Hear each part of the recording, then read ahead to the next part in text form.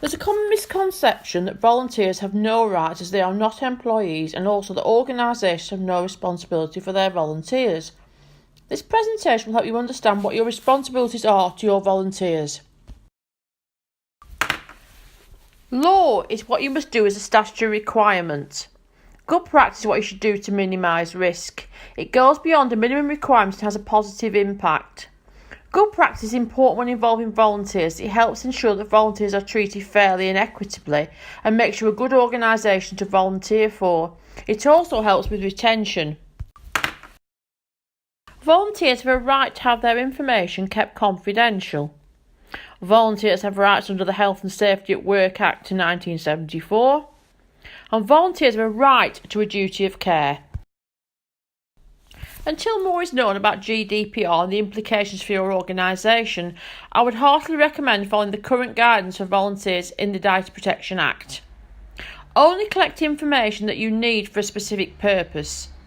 Process the information fairly and lawfully. Keep it secure. Ensure it's relevant and up to date and not excessive. Only hold as much as you need and only for as long as you need. Allow the subject of the information to see it on request. This Act imposes a legal duty on organisations to keep everyone safe. We recommend you have a written health and safety policy as it demonstrates your commitment to everyone's health and well-being. We recommend carrying out a risk assessment even if there are no paid staff. Risk assessment should identify hazards, assess risks and be reviewed regularly. Your duty is to ensure the safety of employees, volunteers and clients, including safeguarding.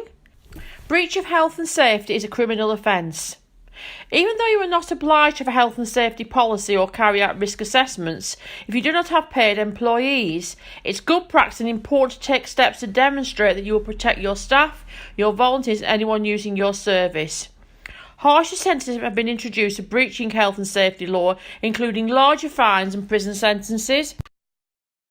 Duty of care is a common law.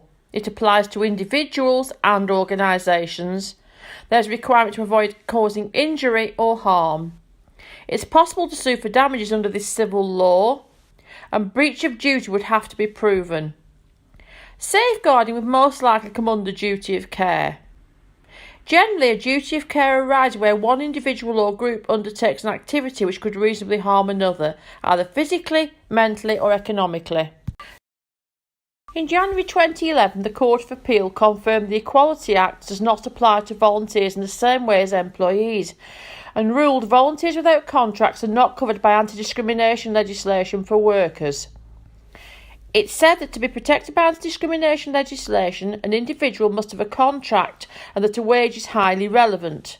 A volunteer agreement does not constitute a contract of employment, and the report by ACAS is most helpful to understand the position.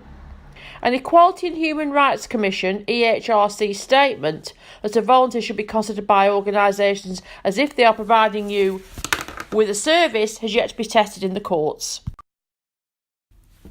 The Volunteer Centre has a wide range of resources for those who manage volunteers.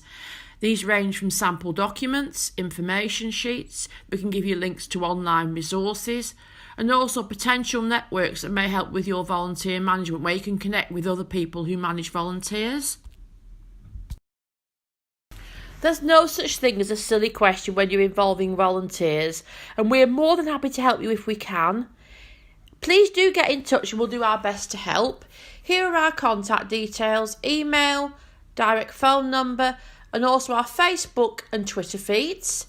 There's loads of information on our website, which is volunteeringcounts.org.uk, including details of our training. We do regular posts on our blog sharing information, ideas, events, and also have an opportunity of the day every single day for local volunteer involving groups. So why not get in touch and see how we can help you get the very best of your volunteer programme.